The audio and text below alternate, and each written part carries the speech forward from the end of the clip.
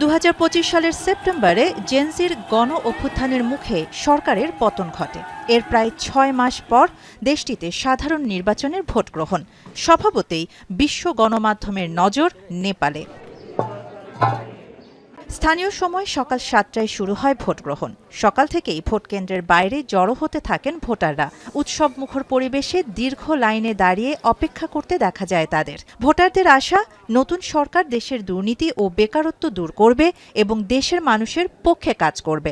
नया सरकार चाहिँ देशको विकास लगायत नीति निर्माण ऐन कानून बनाएगा देश र जनता के पक्ष में, इसलिए vote डाला। The kind of change we want in Nepal, especially we young generation, are very much sure. We are very much against corruption. We are very much for us, for the people, the working class.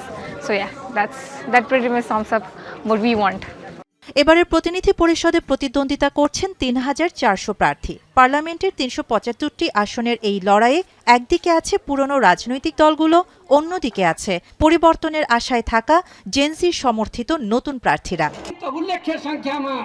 ফলের নির্যাস ও দুধের সমন্বয়ে পোলার tornado green Apple ice cream. মন ভালো থাক। আলোচিত প্রতিদ্বন্দ্বীদের মধ্যে রয়েছেন জেনজি অভ্যুত্থানে ক্ষমতাচ্যুত সাবেক প্রধানমন্ত্রী, নেপাল কমিউনিস্ট পার্টির চেয়ারম্যান কেপি শর্মা ওলি। তার বিপক্ষে লড়ছেন ৩৫ বছর বয়সী জনপ্রিয় সাবেক র্যাপার এবং বর্তমান মেয়র বালেন শাহ। গেল জানুয়ারিতে মধ্যপন্থী রাষ্ট্রীয় স্বতন্ত্র পার্টিতে যোগ দেন তিনি। এছাড়াও শক্ত অবস্থানে আছেন নেপালি কংগ্রেসের প্রার্থী গগন থাপা। মাওবাদী নেতা পুষ্পকমল দহল নির্বাচনে বড় প্রভাব রাখছেন। এবার প্রায় ১,৯০,০০,০০০ ভোটারের মধ্যে ১০ লাখই তরুণ ভোটার। ফলে নেপালের রাজনৈতিক ব্যবস্থা পুরোপুরি বদলে ফেলা এবং অর্থনীতি সংস্কারের দাবি আরও জোরালো হয়েছে।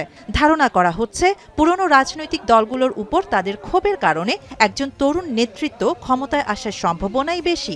তবে অনেকেই বলছেন কেবল তরুণদের দিয়ে গোটা পরিস্থিতির পরিবর্তন সম্ভব নয়। हाम्रो अहिलेको जुन जेनजीहरूले छ, जेनजीहरूले मात्रै नेपाल बनाउन सक्दैन जस्तो लाग्छ मलाई। जुन बुढापाकाहरूको पनि यो सहयोग साथ लिएर जेनजीले चाहिँ यो नेपाल बनाउन सक्छ भन्ने मेरो आशा। जिसको उम्मीद करके भेजा था वो साला चोर बन गया तो हम कहाँ से उम्मीद करेंगे।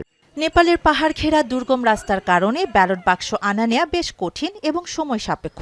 যেহেতু দেশটিতে হাতে ভোট গণনা করা হয়, তাই চূড়ান্ত ফল পেতে কয়েকদিন সময় লাগতে পারে বলে ধারণা করা হচ্ছে। গেল সেপ্টেম্বরে দুর্নীতি, বেকারত্ব এবং অর্থনৈতিক স্থবিরতায় ক্ষুব্ধ হয়ে নেপালের রাজপথে নামে জেনজি শিক্ষার্থীরা।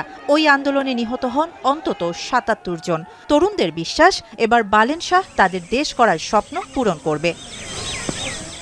শাহানা জাহান, এখন বিশ্ব।